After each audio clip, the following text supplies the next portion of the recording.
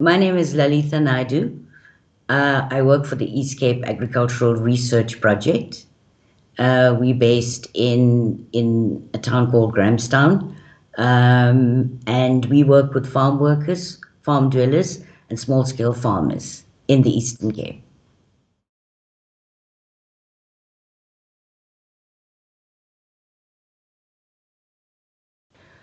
So the COVID-19, I think it's important to state at the outset, lays bare pre-existing problems in the agricultural labor market, and it exposes the adverse outcomes of the absence of social protection, strong social protection for these agricultural workers. So the problems that we're seeing, the impact is on old and pre-existing conditions, and it's had an impact both at the level of employment and in relation to people's quality of life.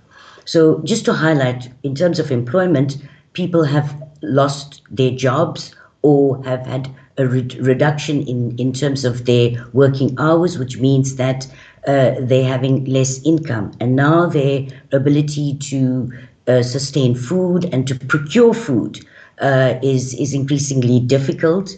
Many workers are complaining about increases in food prices, and many of them are also saying that they do not have enough food to sustain themselves for the entire month. This is also impacting much more heavily on migrant workers that we work with on farms and pack houses in the Eastern Cape.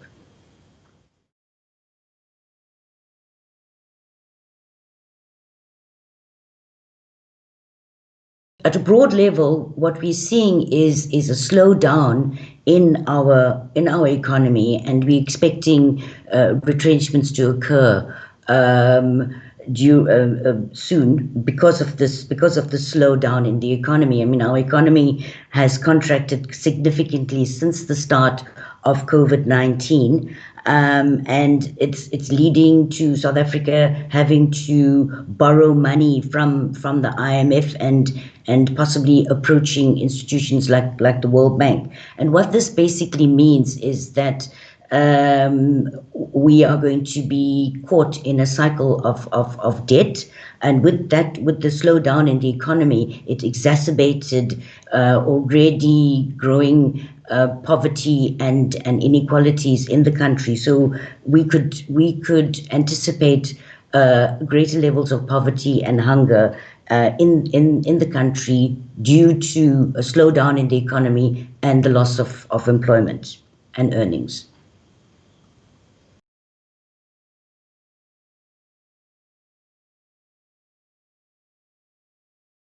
Women farm workers, if I could start with them, have had their employment affected much more than men, especially in the game farming sector.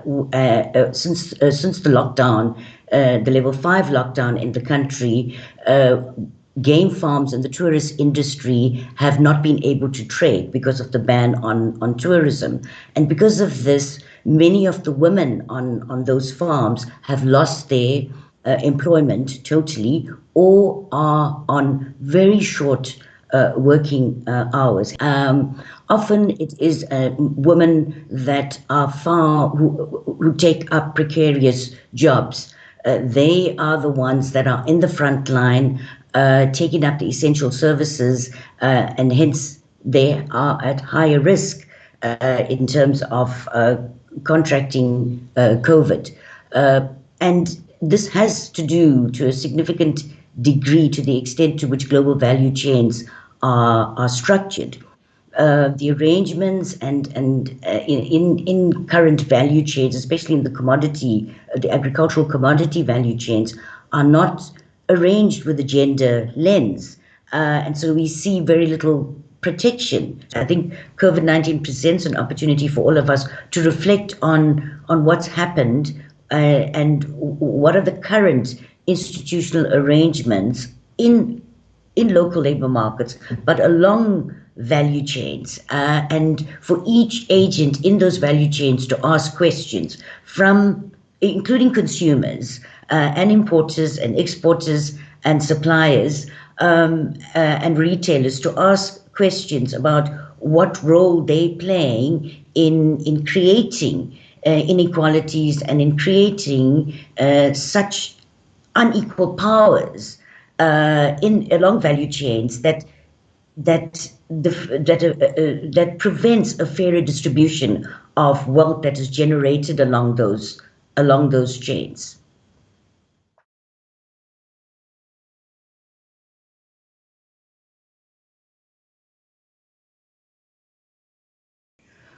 Well, at the start, income inequality means that low earners or low wage earners are more at risk of contracting COVID-19 and of spreading the infections.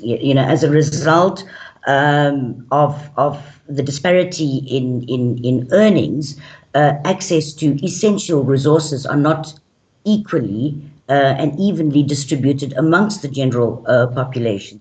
Many of them live in poor communities that are not well serviced in terms of infrastructure, in terms of services, access to water, access to proper sanitary facilities, ablution facilities. Those conditions do not make it possible for low-waged workers and living in those communities to protect themselves in the same way that people higher up the income brackets would be able to do that. So what this basically means is that to be able to assist low-wage workers moving forward, we need to be looking at what social protections can be made available by governments in the labor markets, as well as other agents along global value chains, to be able to ensure that low-wage workers are protected in future against similar types of pandemics or outbreaks. We need to be able to have stronger labor market protections for low-wage workers in particular.